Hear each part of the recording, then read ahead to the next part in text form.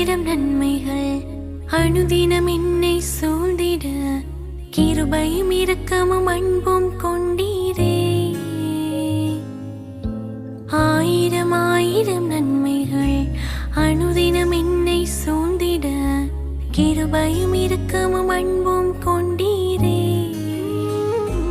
நல்ல எபினேசராய் என்னை நடத்தி வந்தீரே, நன்றி சொல்ல வார்த்தை இல்லை.